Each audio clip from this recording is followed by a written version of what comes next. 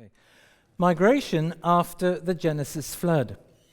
How did plants and animals spread around the world so quickly? Well, this talk is about a subject called biogeography. The word biogeography is derived from Greek. Bio means organic life, ge or geo, the earth, and graphy, writing. Biogeography simply means the geography of life. It's the study of where on the earth we find the different kinds of plants and animals. This talk is also about two competing views of Earth history: the secular, evolutionary, ancient Earth view, and the biblical, creationist, young Earth view. Let's look firstly at the evolutionary, ancient Earth view. According to this, the Earth is billions of years old, and natural processes have been slowly changing the Earth's continents and slowly changing life on Earth over many millions of years. If we go back around 200 million years, so we're told, the Earth looked something like this. All the continents were together in one great continent they call Pangaea. And the world we see today, we're told, formed as this single landmass split up, as the continents we know today slowly drifted apart. Something like this.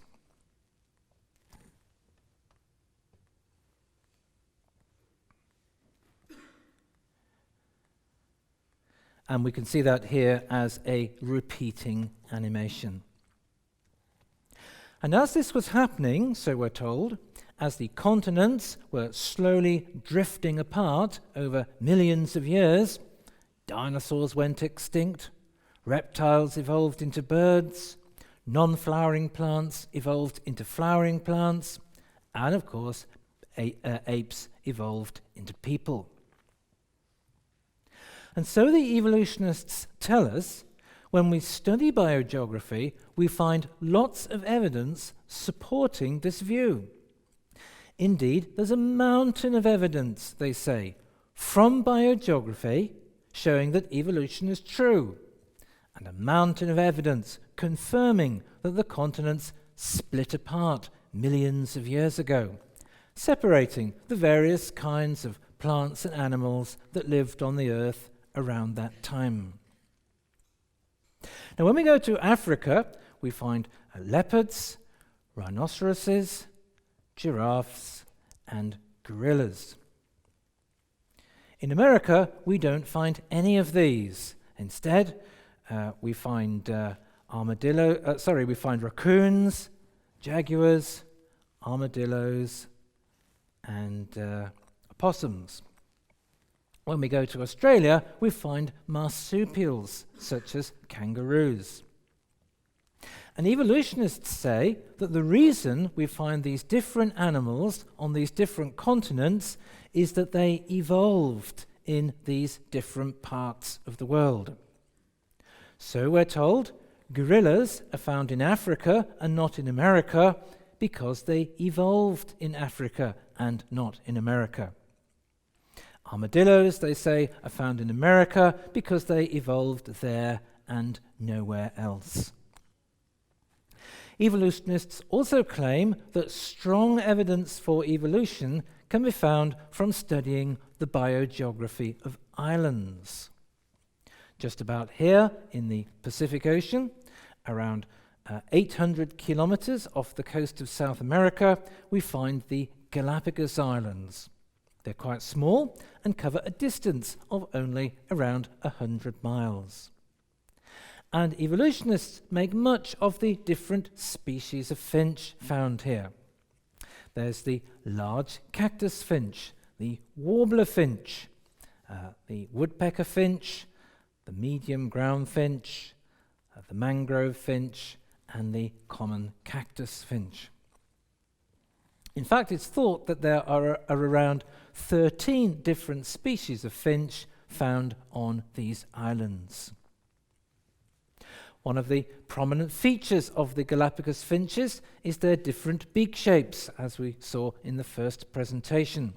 And again, of particular significance is that the finches have beaks best suited to the kind of food found on the islands where they lived. And so the story goes, and there's really much to be said for it. It's probably true that one original species of finch flew to these islands and then diversified into all the different species we now find there. And as we saw in the first presentation, this is often termed speciation, where a number of different species arise from one original species. Actually, much more impressive, much more convincing examples of speciation can be found on the Hawaiian Islands, right out in the middle of the Pacific. Around 500 unique species of fruit fly can be found here. Hawaii is also home to more than 1,000 different species of snails and slugs, which again are not found anywhere else in the world. And evolutionists claim that what we find on the Galápagos and Hawaiian Islands provides absolutely irrefutable evidence supporting their theory of evolution. According to Professor Richard Dawkins, the pattern of geographical distribution of plants and animals is just what you would expect if evolution had happened. And Jerry Coyne, who's professor of biology at the University of Chicago, had this to say: "The biogeographic evidence for evolution is now so powerful that I have never seen a creationist book, article, or lecture that has tried to refute it. Creationists simply pretend that the evidence doesn't exist." Well, I said that this subject is really about two competing views of Earth history. What then is the biblical creationist young Earth view? Well, many creationists believe that there was originally one great continent when God first created the world. In Genesis chapter 1 and verse 9, God said, "Let the water under the sky be gathered to one place, and let dry ground appear." The Bible also tells us that around 1600 years after creation, God judged the world with a global flood. And this would have been much more than just a deluge, just a flood. There would have been much geological activity, volcanism, ground movements, and so on. And probably a majority of creation scientists, not all, and not two that I know are present today, but I think a majority would agree that the continents we say today did split apart from the one original landmass. And I would add that just because that's the majority view doesn't mean it's the correct view. And they would say that this separation of the continents occurred during the Genesis flood, when all this geological activity was going on.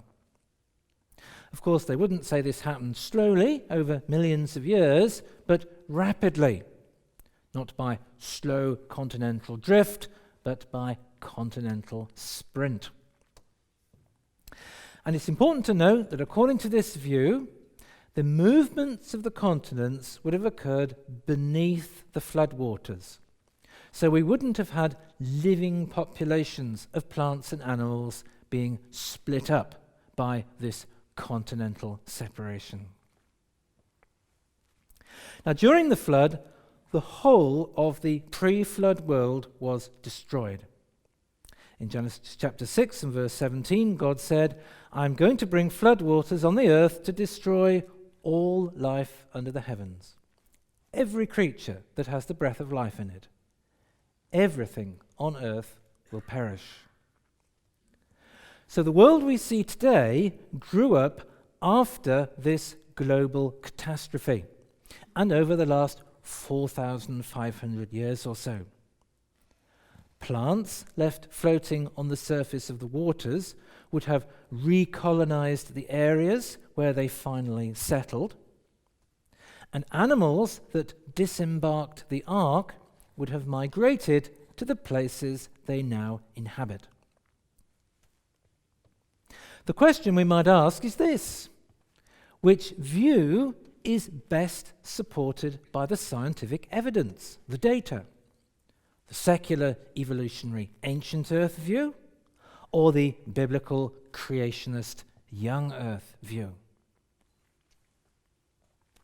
Well, firstly, the finches on the Galápagos Islands and the many fruit flies and snails on the Hawaiian Islands present no problem whatsoever for creationists. We believe that God designed plants and animals with the capacity to vary within their kinds so as to be able to adapt to different environments.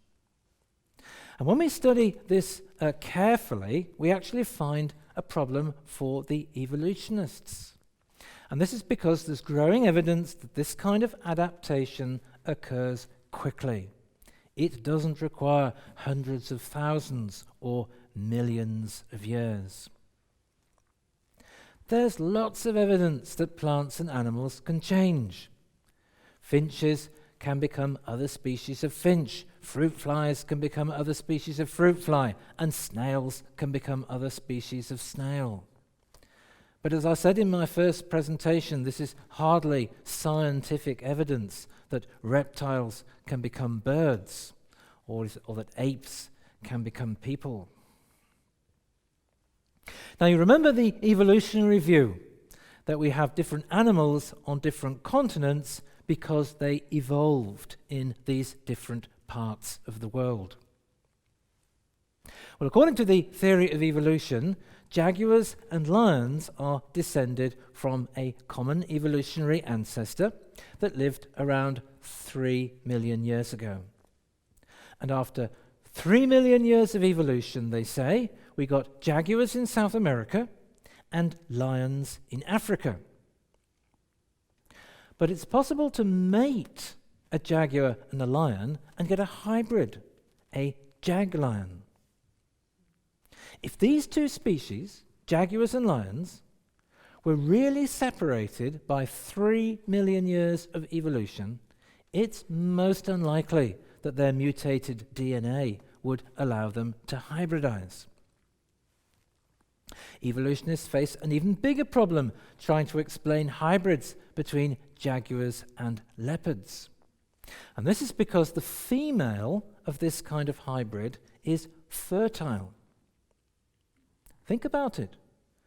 3 million years of separate evolution. Half the time it allegedly took for ape-like creatures to become people. And the hybrid is still fertile.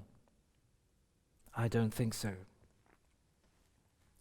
But the ability of these big cats to hybridize fits the biblical account of Earth history very well. You see, if jaguars and lions and tigers and so on are all descended from a pair of cats that stepped off the ark around 4,500 years ago, it's not surprising that they can mate and produce offspring. Now, in the evolutionary view, South America and Africa were joined for millions of years. Why then are there more seed plants common to South America and Asia than to South America and Africa? Of around 200 seed plant families native to Eastern South America, only 156 are common to Eastern South America and Western Africa. But 174 are common to Eastern South America and Eastern Asia.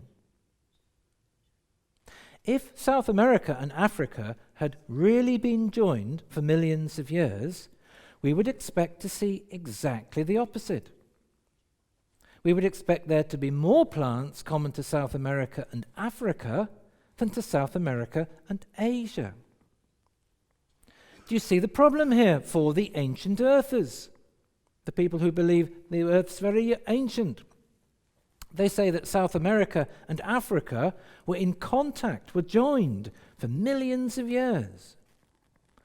But there are more seed plant families common to South America and Asia than to South America and Africa. This is a statement by Dr. Simon Mayo of the Royal Botanic Gardens near London. He said, "The overall similarity of the plants of the two continents is surprisingly low, given such a clear geophysical background."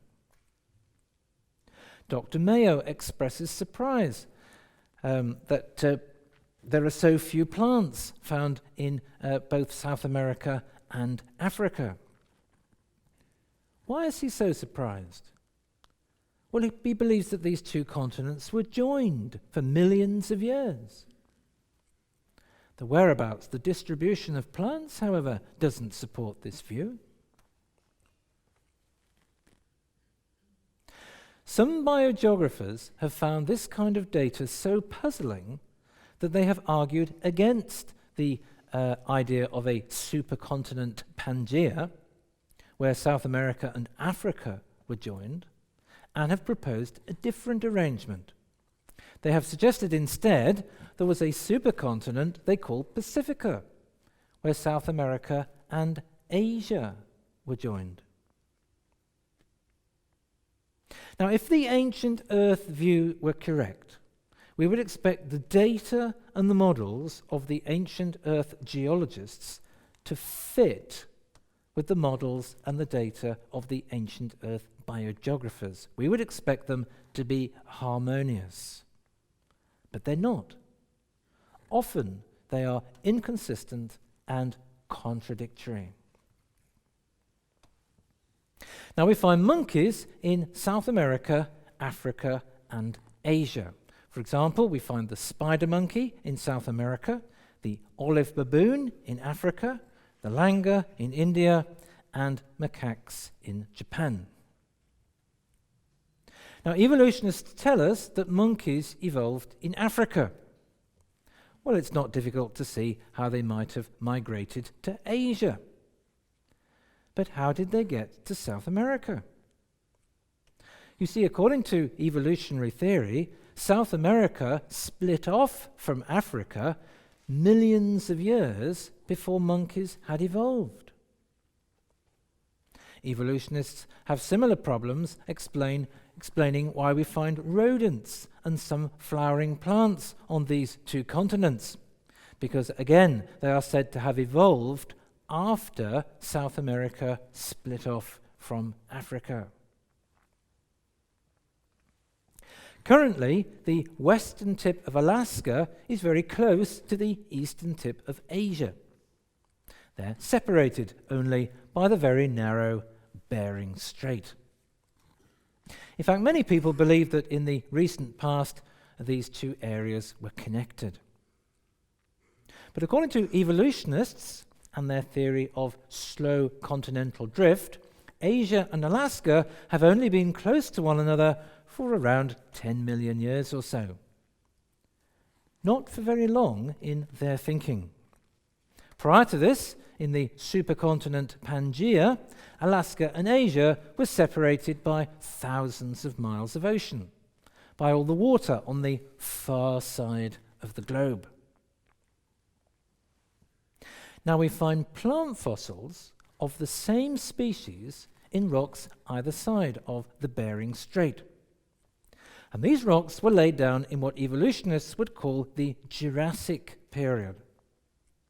But the Jurassic period, we're told, ended around 150 million years ago.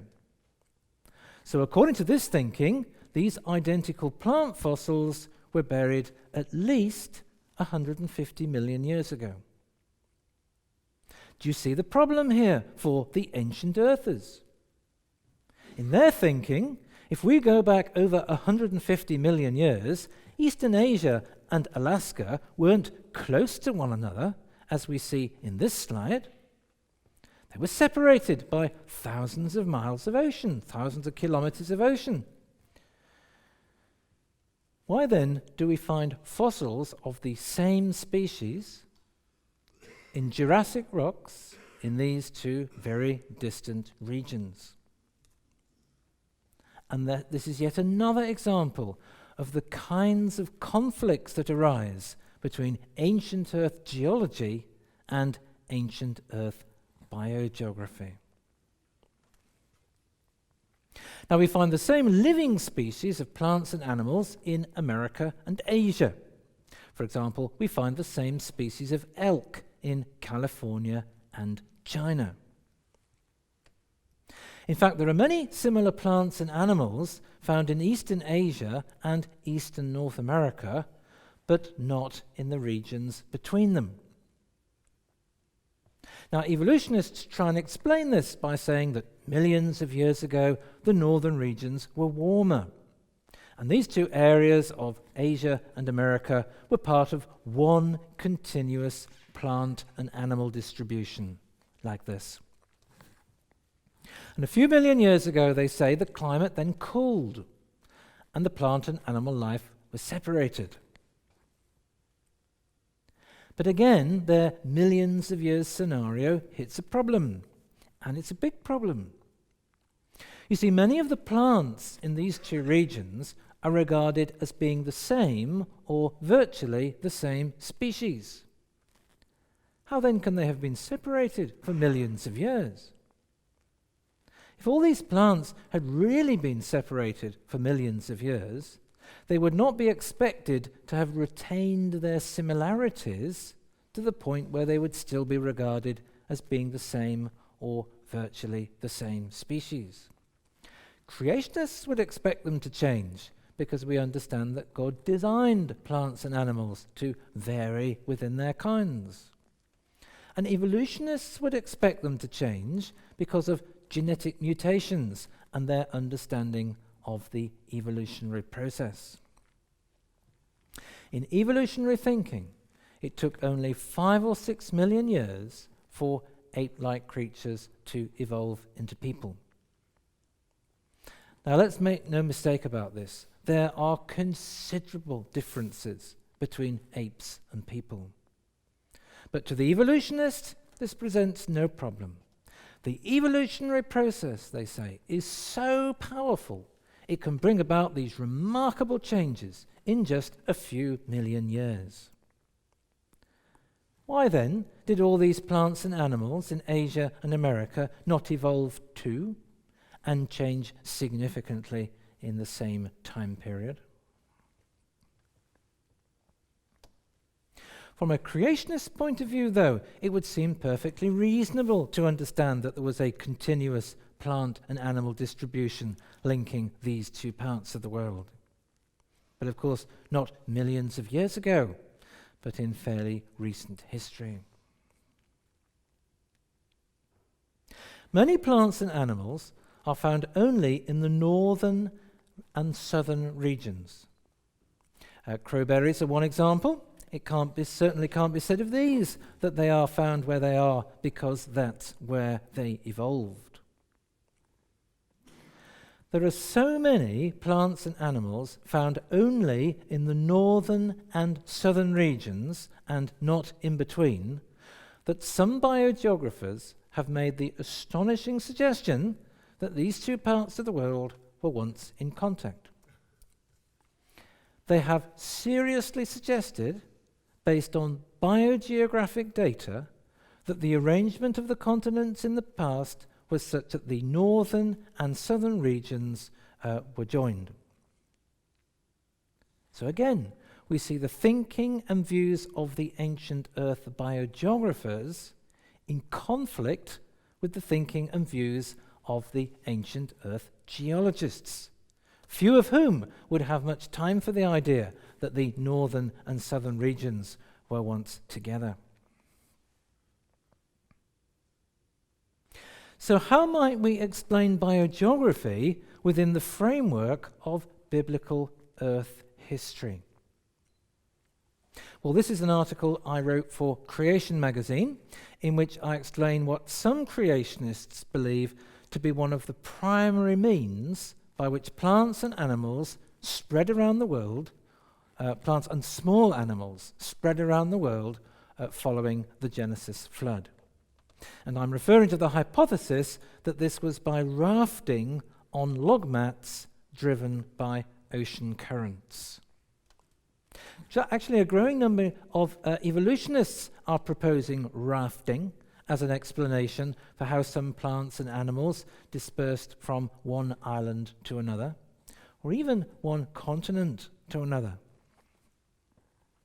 Now, when Mount St. Helens erupted in 1980, a tsunami was generated in the nearby Spirit Lake. And this caused around 1 million trees to be uprooted from the surrounding hillside. And these eventually settled on the lake as an enormous log mat. Now, following the great earthquake off the coast of Japan in 2011 and the resulting tsunami, a trail of debris formed in the Pacific Ocean around 100 kilometers long and covering an area of over 180 square kilometers. Now, the effects of the Mount St. Helens and Japanese tsunamis were nothing compared with the destruction that would have been wrought by a global flood. The flood we read about in the book of Genesis would have resulted in billions of trees being left floating on the surface of the oceans. And these log mats would have been like enormous floating islands, and regularly watered by rainfall. They could have easily transported plants and small animals great distances. Some creationists believe that the pre-flood world included great floating forests, a bit like the quaking bogs that we know today. Perhaps these too were broken up and became rafts. Now, the ability of ocean currents to distribute floating objects around the world was seen quite recently when thousands of bathtub rubber ducks were lost off a container ship in the North Pacific. And within just a few months, these had floated to Indonesia, Australia, and South America. And subsequently, they floated into the Arctic and Atlantic Oceans. And often we find plants distributed along coastlines and islands. This shows the distribution of the sago palm. It's found in East Africa, Madagascar, the tip of India, and parts of Indonesia and Australasia. Pelargonium is another example. It's found right out in the Atlantic, in South Africa, Madagascar, East Africa, India, Sri Lanka, Southern Australia, and New Zealand. Here's another example, this time a type of fern plant, Strangeriaceae. It's found in South Africa and along the eastern coast of Australia. This shows the distribution of a plant called hook and arn, a member of the carrot family. And based on the routes taken by the rubber ducks, it seems very reasonable to believe that rafting explains this. We can see here how the rubber ducks floated to North and South America. A prominent feature of biogeography is what's called tracks of dispersal. This is an example. It shows how Oreobolus plants dispersed throughout Indonesia and Australasia and then across the Pacific Ocean. And what's so significant about this is that many other plants and animals have followed a similar route. And incidentally, there is no direction implied on this slide. Note too that all the plants and animals following this track are found either side of the Pacific Ocean. Now, when the habitats of plants are broken by land or water, it's known as a disjunction. So we might say that all these plants and animals are disjunct across the Pacific. That's an important word for a little later in the presentation, a disjunction, where the same plants or animals are separated by land or water. Now, textbooks typically show the main biogeographic regions like this. This is the map for animals, showing 6 main faunal or animal regions. Regions where we tend to find the same sort of animals. But these kind of diagrams are really gross oversimplifications. A more realistic picture is like this, where we find many different plants and animals concentrated in small regions. And these are called areas of endemism. Now, endemic means native or restricted to a particular area. And an area of endemism is one where there are a high number of endemic species, where many different species are found in the same small, distinct regions. And here, each colour represents one of these regions. Interestingly, areas of high plant endemism often coincide with areas of high animal endemism. So these areas where we find lots of different plant species concentrated together tend to be the same as the areas where we find lots of different animal species concentrated together. And many areas of endemism are coastal regions and islands. For example, the tropical Andes, shown here enclosed in red on the left, is the richest and most diverse plant region on Earth. It contains around 15% of all the world's plant life in less than 1% of the world's land area. The area, or around 20,000, incidentally, around 20,000 of its 40,000 plant species are endemic. The area of Sunderland, enclosed in green on the left, contains around 15,000 endemic plant species, and the island of Madagascar, enclosed there in blue, contains around 9,000 endemic plant species. We also find many similarities between these regions, where the same plants and animals are distributed either side of an ocean.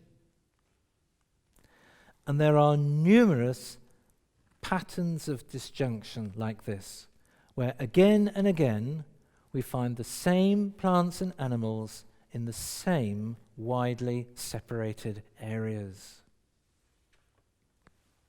Now, in the last century, a man called Croizat plotted many tracks like these, showing dispersal routes across the world. And each of these lines is known as a generalized track, where many different plants follow the same route. Croizat's work emphasized that there are many tracks that cross oceans, and many tracks that follow coastlines. We can see one going right the way across the Arctic coast there, another going down the eastern side of North and South America, tracks covering much of the coast of Africa, down the coast of Eastern Asia, and down the western coasts of North and South America, and we can see that there on the right. Croizat's work made clear that many tracks of dispersal either cross oceans or follow coastlines. A good case can be made for the biogeographic regions being the oceans rather than the continents. Christopher Humphreys of the Natural History Museum in London and Lynn Parenti of the Smithsonian Institution wrote this: characteristically, many disjunct patterns span ocean bottoms, to the point that the oceans have been characterized as the natural biogeographic regions and the continents represent the land areas around the periphery. And to me, this is very strong evidence supporting the rafting hypothesis, that transport across oceans explains much of the biogeography of the world. I believe that many plants and small animals were transported on great log mats left over from the Genesis flood, and that the areas of endemism we see today correspond to the landing places of the rafts. Interestingly, researchers at Bryan College in Tennessee showed that the intersections of the ocean currents with the continents tend to coincide with these areas of endemism. We can see, for example, a number of currents circulating around the Pacific, around the Atlantic, and also the Indian Ocean. So it's reasonable to think that ocean currents would have transported the log mats to these areas. Just to be clear, I'm not suggesting that small animals would have survived the flood on rafts. Rather, that rafts would have facilitated their dispersal after the flood as they multiplied and migrated away from the ark's final resting place. Another way animals could have spread around the world is through migration across land bridges that are now below sea level. At Creation Ministries International, we believe that soon after the Genesis flood, there was an ice age. And there are different views, but that would be the view that we tend to hold at CMI. And we don't believe in many ice ages, incidentally, but just one. And we argue that conditions would have been ideal for an ice age after the flood. The oceans would have been warm due to hot underground water being added to them at the beginning of the flood. And this warming of the oceans would have caused a lot of water to evaporate into the atmosphere. At the same time, volcanoes erupting during and after the flood would have thrown lots of dust into the air, and this would have blocked some of the sun's heat, keeping the continents cool. So the large amounts of water vapor in the atmosphere would have fallen as snow, building up significant amounts of ice on the land. So the large amounts of water vapor, so the sea levels would have fallen as the ocean's water evaporated and then was trapped on the continents as ice sheets. And land bridges would have appeared as sea level dropped. I think then it's reasonable to understand that there was a land bridge across what is now the Bering Strait, and a number of land bridges linking Indonesia and also parts of Australasia. Of course, we don't see the land bridges today because much of the ice has now melted and sea levels have risen again. Also, due to continued geological activity after the flood, ground movements could have caused other land bridges to drop below sea level. So it's not difficult to imagine how animals could have migrated from Ararat to various places around the world. Also, some plants and animals, especially those useful for farming, could have been transported by man following the dispersal at Babel. I think, too, there may have been some rafting of animals to Australia and South America. In fact, North and South America may not have been joined until sometime after the end of the flood. You can see I've shown it slightly, South America slightly detached from North America. Well, in summary, the main evidence for evolution from biogeography is speciation, a fact of biology that is better explained by the creation model. The distribution of plants does not support the belief that the continents were joined for millions of years. Fertile hybrids between animals on different continents indicate that they have not been separated for millions of years. Plants and animals are concentrated in small regions of high biodiversity along coastlines and islands. And while these correspond to some degree with areas of high rainfall, this does not explain why there are so many patterns of disjunction, where the same plants and animals are found in the same widely separated areas. Such biogeographic observations, however, appear to be well explained by transport across oceans. Log rafts left over from the Genesis flood could have provided the means of rafting. Migration across land bridges may explain other biogeographic distributions. Also, following the confusion of languages at Babel, when humanity spread out around the world, people probably took with them plants and animals for farming and other purposes. As with other branches of science, the data appear to fit the biblical account.